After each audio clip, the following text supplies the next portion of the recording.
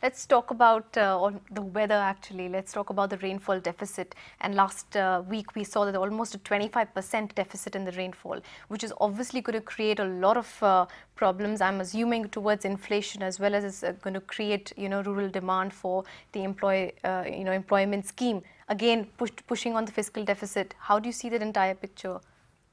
See, it's around 21% at this point in time, the deficit, and it's obviously not good. The reason it's not good is because much of Indian agriculture is rain-fed, right?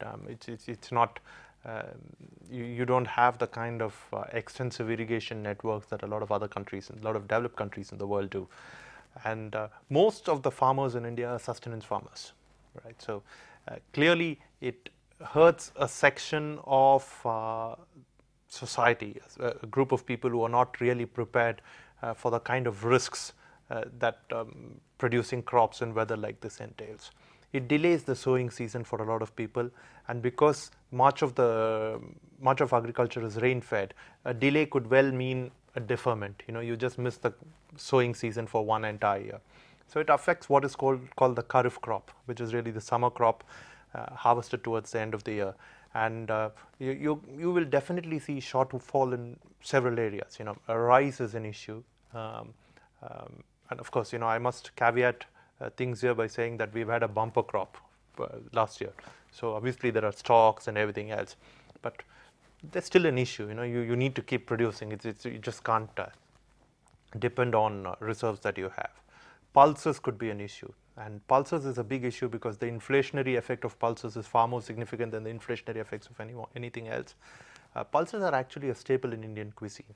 Whether you look at the north, you look at the south, east, west, everywhere. It's one form of pulse or the other, which serves as the fundamental source of protein for a lot of people. So it's a part of their diet. Without pulses, it's going to be very, very difficult.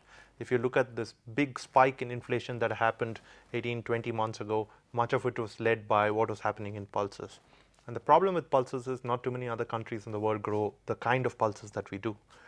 Burma does. But again, you may be able to import a little bit from there, but from most other countries, you won't be able to import pulses. So what do you do? So it will have some effect on food inflation.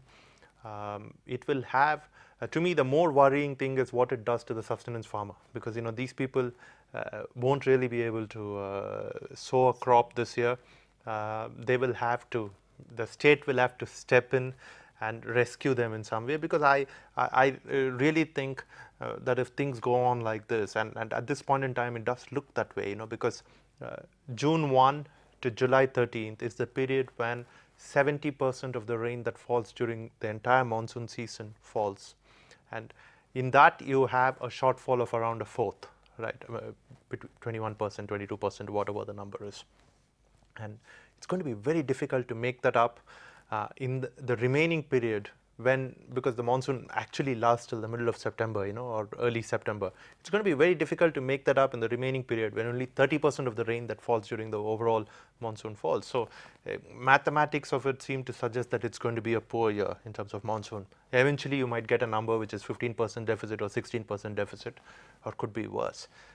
At some point in time, the government is going to have to step in and say, listen, here's the relief package, here's what we're going to do. That's going to take money, not going to help the fiscal situation any bit. So things are going to be tough. We're going to have to spend some amount of money. I don't know how large, but some amount of money on a relief package. It's not going to work out well for the economy at the end. Okay, so finally, looking at the larger picture, as you said, yesterday we know that the World Economic Update was out, and it didn't have any great news at all. In fact, is lowered the global growth forecast as well as the forecast projected for India. So what do you think is driving this constant depreciation of our growth, and where do you see us moving?